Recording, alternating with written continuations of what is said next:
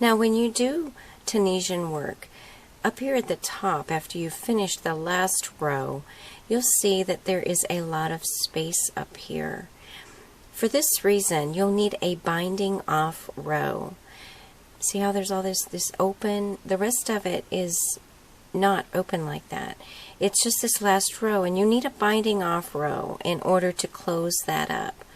The normal, typical binding off is to insert your hook like you would for a slip stitch, yarn over, pull the loop through, and also pull it through the loop on the hook. So you're just doing a slip stitch here. So insert your hook, pull up a loop. This is just a slip stitch. If you're familiar with regular crochet, this is just a slip stitch here. Pull through and pull through. Insert, pull through and pull through. Now, a pattern could indicate for you to work in stitch pattern. And what that means is if you're working all over in simple stitch and it says to bind off in slip stitch or in stitch pattern, then that's what you would do.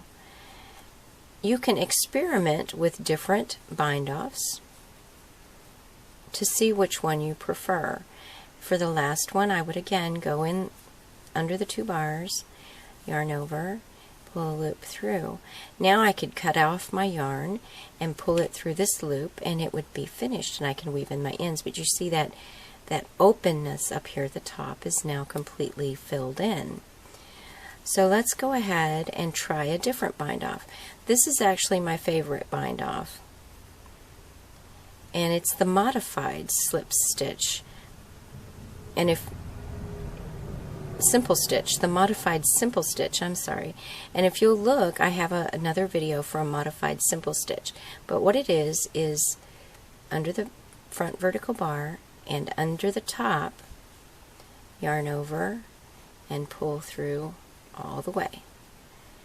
This to me makes a really nice bind off. The bind off is at the top instead of sort of in the front.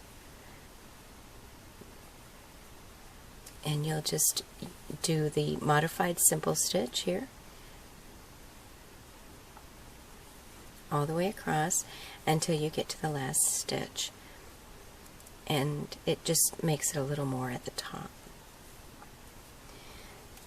Now if you wanted, you could also use different stitches. You don't have to stick with a slip stitch. You can do a single crochet, for instance. Chain 1, and you can single crochet here. I'm inserting as for knit here. Yarn over, pull through 2. It's a single crochet. You can use any stitch. So if you are wanting to work around your project with a single crochet, once you get finished, make a trim of single crochet.